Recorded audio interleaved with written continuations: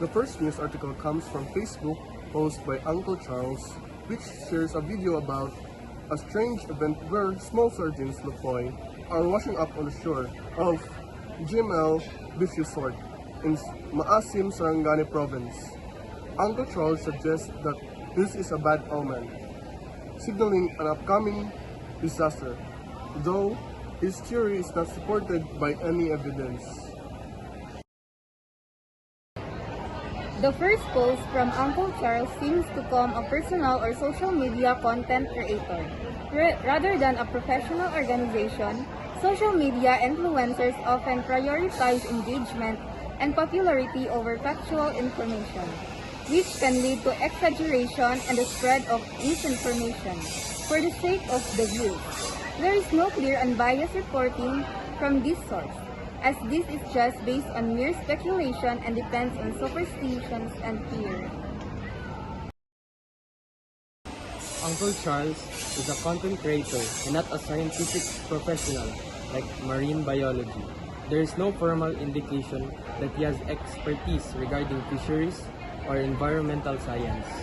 On the contrary, the Fisher Students Organization, MSU Jensen, is still just a student organization and does not serve as a professional researcher. Through the information they acquired and provided to the public, upheld scientific principles. The first source presents subjectivity, seeing that the information Charles provided is based on his own superstition and bias, as he based it on superstition and influence of his own emotion that do not have any scientific backing. Uncle Charles' post is sensationalized and subjective, using exaggerated words to support his false theory. The second post is effectively maintains a neutral and informative tone, using formal language without unnecessary embellishments, focusing entirely on delivering facts.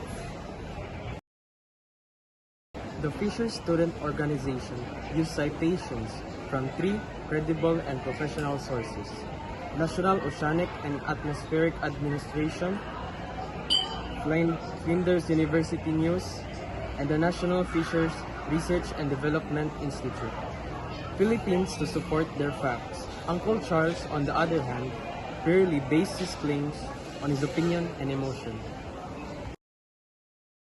Uncle Charles' post does not directly state false information, as he primarily reported that the phenomenon of fish washing ashore, which is true. However, his comment can be misleading, potentially causing panic. Additionally, the organization post contains no misinformation, as it is purely based on a scientific explanation which is credible source.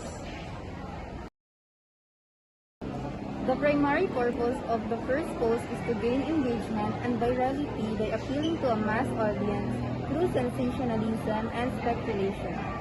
The primary purpose of the second post is to inform and educate the public about the reason behind the phenomenon to prevent possible panic and confusion. Both posts were made on January 7 in response to the event. The relevance may be high in the short term as people seek to understand what happened and information spreads quickly.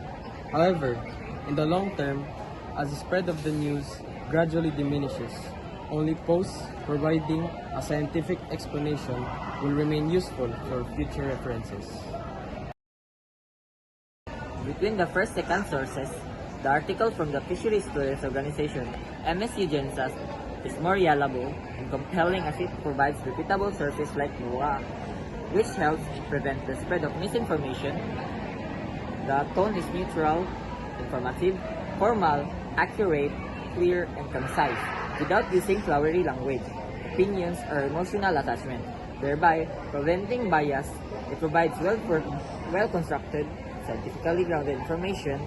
From this comparison, the public should prioritize verifying their sources before sharing information to avoid causing panic or confusion.